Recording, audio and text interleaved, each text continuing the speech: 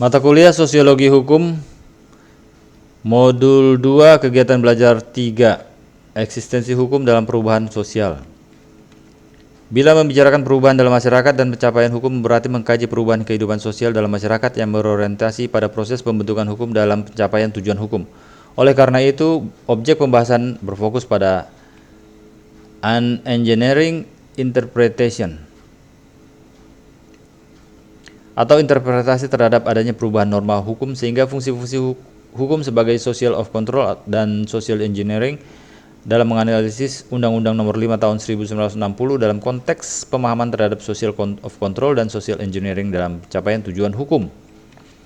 Interpretation adalah usaha untuk menggali, menemukan, dan memahami nilai-nilai dalam norma-norma yang hidup dalam masyarakat untuk dijadikan sebagai bahan dasar pertimbangan dalam menyusun hukum dan menetapkan suatu keputusan dalam penyelesaian suatu permasalahan yang timbul dalam masyarakat, sehingga wujud tujuan hukum itu sendiri yaitu keadilan.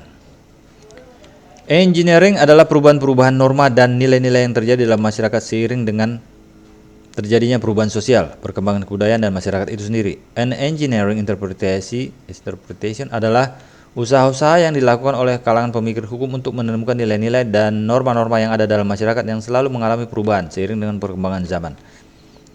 Seiring dengan perubahan hukum dan kebudayaan yang bagai dua sisi mata uang yang tidak dapat dipisahkan antara satu dengan yang lainnya, maka fungsi dan keberadaan hukum itu akan dilihat dari tiga sudut pandang, yakni 1. Pada masa lalu, hukum dipandang sebagai produk atau hasil dari kebudayaan, as to the past as product of civilization.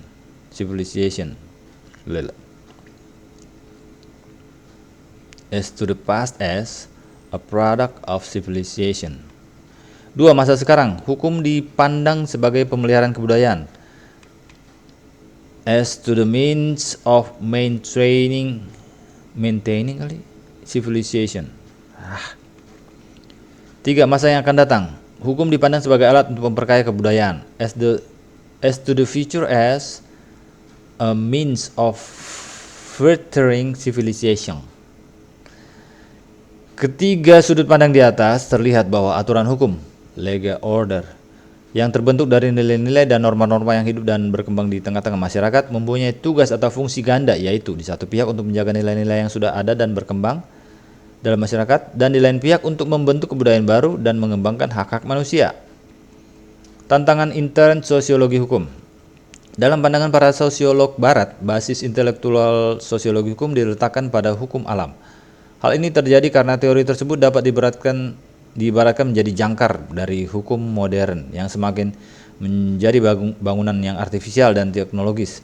Teori hukum alam selalu menuntun kembali sekalian wacana dan institusi hukum kepada basisnya yang asli, yaitu dunia, manusia dan masyarakat. Dia lebih memilih melakukan pencarian keadilan sosial secara otentik daripada terlibat ke dalam wacana hukum positif yang berkonsentrasi kepada bentuk, prosedur, serta proses formal dari hukum. Kebenaran hukum tidak dapat dimonopoli atas nama otoritas para pembuatnya, seperti pada aliran positivisme, melainkan kepada asalnya yang otentik. Kapanpun hukum dapat tetap terlihat sebagai asosiasi manusia yang asli, bukan yang lain. Asosiasi yang otentik ini itu tidak dapat mati, melainkan akan selalu mengikuti perkembangan dan perubahan hukum sehingga hukum akan tetap memiliki dimensi-dimensi manusia dalam masyarakat.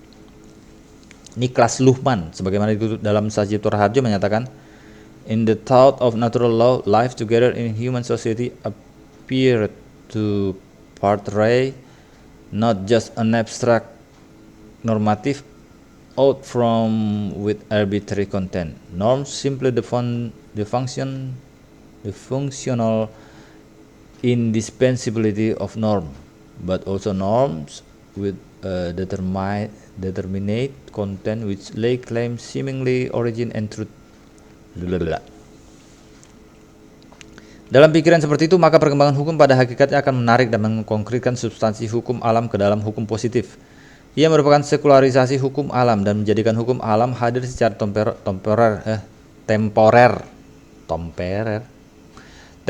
dalam masyarakat. Hadir secara temporer. Oh, berarti enggak permanen. Dikatakan pula oleh Niklas Luhmann dalam Raharjo bahwa evolutionary thought offers the possibility of relativization, secularization, and temporalization of natural law. Hukum alam itu boleh diibaratkan ruh yang sulit menemukan pemadanan dalam hukum, seperti dikatakan oleh Wolfgang Friedman. The history of natural law is a tale of the search of mankind for absolute justice and its failure. Hukum alam selalu membayangi hukum positif sebagai kekuatan pendorong ke arah pencapaian ideal keadilan. Dalam kaitan ini, Friedman mengatakan, again and again, in the course of the last 2,500 years, the idea of natural law has appeared in some form or other, as an expression of the hierarchy, an ideal higher than positive law. Peranan hukum alam yang demikian itu menyebabkan ketegangan yang tidak pernah dapat dihapuskan antara hukum dengan kehendak masyarakat tentang bagaimana seharusnya hukum itu bekerja. Hukum alam tidak dapat dilihat sebagai suatu norma yang absolut dan tidak berubah seperti dikatakan di atas. Ia mencerminkan perjuangan manusia untuk mencari keadilan, suatu yang mungkin tidak pernah ditemukan secara sempurna di dunia ini. Norma hukum alam, kalau boleh disebut demikian, berubah dari waktu ke waktu sesuai dengan cita-cita keadilan yang wujudnya berubah-ubah dari masa ke masa. Dengan demikian, sesungguhnya keadilan merupakan suatu ideal yang isi konkretnya ditemukan oleh keadaan dan pemikiran zamannya. Dari penjelasan di atas, apa yang hendak diutarakan sebagai esensi hukum alam sebagai basis sosiologi adalah bahwa hukum itu sepenuhnya merupakan produk dari masyarakatnya yang tidak mudah untuk direduksi ke dalam peraturan perundangan. Sumber besar hukum alam terhadap sosiologi hukum terletak pada pembebasannya dari hukum positif. Sosiologi hukum mewarisi peran pembebasan itu. Oleh karena itu, ia selalu mengkaitkan pembicaraan mengenai hukum kepada basis hukum tersebut, baik itu berupa perilaku manusia maupun lingkungan sosial. Sekalian dengan basisnya yakni hukum alam. Sosiologi hukum akan menghadapi tantangan intern, utamanya pada soal sekularisasi hukum. Secara khusus, bentuk tantangan itu dapat disimak dari pandangan golongan religius yang senantiasa mengakui keberadaan hukum buatan manusia, akan tetapi ditempatkan dalam kerangka atau bersumber pada tatanan hukum di bawah titah Sang Pencipta. Keyakinan itu akan membawa pada kesadaran untuk menyatukannya, sehingga ketika dihadapkan di antara dua hukum, yaitu hukum manusia ataukah hukum Sang Pencipta. Golongan religius memandang hukum alam sebagai hukum yang bersumber pada Sang Pencipta. Di luar itu, maka hukum alam yang bersekuler dipandang sebagai sesat. Tidak peduli apakah hukum alam itu sudah diundangkan oleh pemerintah yang sah atau melalui prosedur yang sah pula, ataukah hukum alam itu berupa perilaku manusia dan lingkungan yang sosialnya. Selalu keberadaannya mengesampingkan Sang Pencipta, maka hukum itu dipandang sesat. Untuk menjelaskan pandangan golongan religius ini, akan dicoba memberikan contoh kasus. Ketika banyak terjadi perkosaan pada perempuan di Indonesia, seorang menteri wanita pada saat itu berapi-api mendesak agar para hakim menjatuhkan hukum seberat-beratnya kepada pelaku pemerkosaan. Bahkan direkomendasikan untuk sebaiknya dihukum mati saja. Pertimbangan sangat logis karena pemerkosa telah menghancurkan masa depan korbannya serta meninggalkan trauma seumur hidupnya. Dalam hal ini hukum diseret untuk lebih berpihak pada korban pemerkosaan. Untuk itu hukuman yang dijatuhkan harus seberat-beratnya setimpal dengan derita yang dialami korbannya. Sebaliknya, menurut keluarga pelaku, hukuman ini mati merupakan kezaliman karena menurut hasil penelitian perkosaan itu kebanyakan terjadi pada orang yang sudah saling kenal. Bahkan separuhnya terjadi atas saling suka karena keduanya sudah terjadi dari asmara, cinta atau pacaran. Biasanya pihak perempuan mengajukan ke pengadilan setelah pihak laki-laki tidak ingin melanjutkannya sampai ke pelaminan. Bagi hakim, pembuktian tentang terjadi perkosaan itu bukan pekerjaan ringan sebab pihak pelaku selalu mengaku bahwa hubungannya itu atas dasar saling suka. Dengan demikian, untuk menjatuhkan hukuman yang berat sulit. Disinilah letak keterbatasan manusia. Selagi manusia masih bernama manusia, ia tidak bisa lepas dari subjektivitasnya. Ketika menjadi korban atau pembela korban, maka perasaan subjektivitasnya membela mati-matian dan mengutuk habis-habisan pelakunya. Akan tapi, jika dia menjadi keluarga pelaku atau membela pelaku kejahatan, ia berusaha sekuat tenaga untuk meringankan hukuman, bahkan kalau bisa membebaskannya sama sekali. Contoh kasus di atas secara jelas memberikan gambaran bahwa sekularisasi hukum cenderung menyesatkan. Masyarakat akan mengutuk habis-habisan terhadap penyelesaian perkara perkosaan yang semata-mata berdasarkan logika dengan pendekatan linear mekanistik. Cara-cara seperti itu dalam banyak pengalaman lebih menunjukkan ketidakberdayaan hakim mengungkap kasus yang bersangkutan secara detail, sehingga memunculkan keputusan yang formalistis. Kenyataan ini bisa terjadi karena standar moral yang berlaku di dalam proses peradilan sudah bergeser. Ukuran baik buruk telah mengalami distorsi sehubungan dengan semakin tingginya tuntutan hawa nafsu, sehingga bisa mengubah segalanya. Jika standar moral berubah, secara otomatis hukum pun harus diubah dan harus melakukan penyesuaian diri. Inilah hukum produk manusia setiap saat dapat dibuat atau ditafsirkan berbeda sesuai dengan keinginan hawa nafsu penggunanya, dan tidak lain karena mereka itu adalah yang berkuasa atas hukum itu. Kritik lain yang harus disampaikan kepada hukum alam bahwa pendapat mayoritas dalam masyarakat juga bukan jaminan kebenaran. Menjadikan mayoritas suara anggota masyarakat menjadi ukuran kebenaran terbukti bisa merupakan refleksi dari penindasan mayoritas atas minoritas. Sebagai contoh, bahwa dalam kasus komunitas koruptor melakukan manipulasi data untuk pembengkakan anggaran adalah hal yang wajar. Dengan begitu tidak perlu dipandang sebagai melanggar hukum. Apabila pelaku seperti itu secara sosiologis dianggap benar, sudah tentu kecenderungan kehidupan di kemudian hari akan semakin banyak koruptor baru.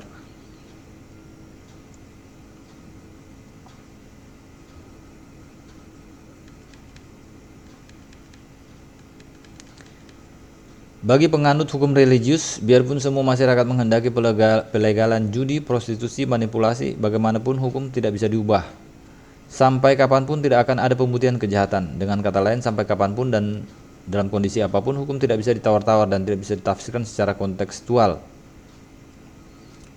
Sosiologi hukum yang berbasis hukum alam menekankan peranannya sebagai pengamat dan penjelas terhadap fenomena dan realitas sosial.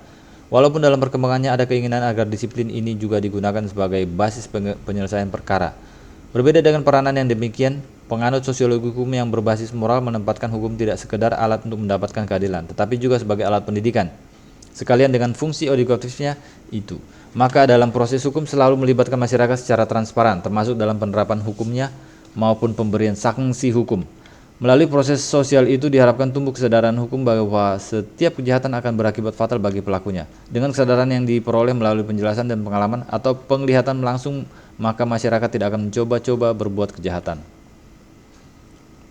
Dari uraian di atas, secara singkat ingin ditegaskan bahwa pembicaraan hukum yang berbasis pada hukum positif telah diupayakan pembebasannya oleh sosiologi hukum yang berbasis hukum alam, yaitu dengan memfokuskan perhatiannya pada perilaku hukum dan lingkungan sosial. Keterbatasan sosiologi hukum yang demikian itu berhubungan dengan sifat dan hakikat manusia itu sendiri, yang dalam dirinya melekat hawa nafsu.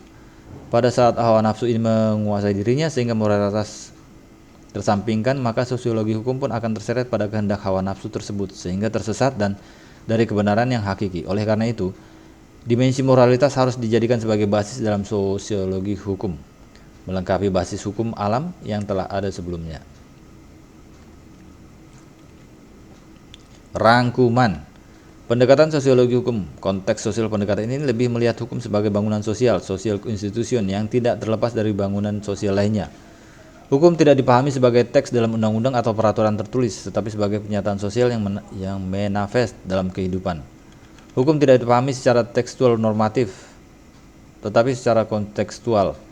Sosiologi hukum sebagai ilmu terapan menjadikan sosiologi sebagai subjek seperti fungsi sosiologi dalam penerapan hukum, pembangunan hukum, dan pembaruan hukum, perubahan masyarakat dan perubahan hukum. Dampak dan efektivitas hukum, kultur hukum, tingkat kesadaran hukum masyarakat dapat dilihat berdasar beberapa motif sebagai berikut. 1. Kesadaran hukum disebabkan karena takut terhadap konsekuensi hukum. 2. Kesadaran hukum karena takut akan hubungan sosial dengan orang lain akan menjadi renggang. 3. Kesadaran hukum karena betul-betul memahami tujuan, fungsi, dan manfaat dari hukum tersebut. Sebagai upaya menuju pemahaman hukum secara holistik dan visioner, kiranya diperlukan adanya pergeseran paradigm shift. Ketika kedua pendekatan tersebut dapat digunakan secara sinergis dan komplementer. Artinya, pendekatan terhadap hukum tidak hanya mengambil salah satu, tapi harus mengambil keduanya secara utuh sehingga akan dapat dilakukan analisis secara holistik dan komprehensif. Interpretasi terhadap adanya perubahan norma hukum sehingga fungsi-fungsi hukum sebagai social of control dan social engineering dalam menganalisis suatu undang-undang dalam konteks pemahaman terhadap social of control dan social engineering dalam pencapaian tujuan hukum.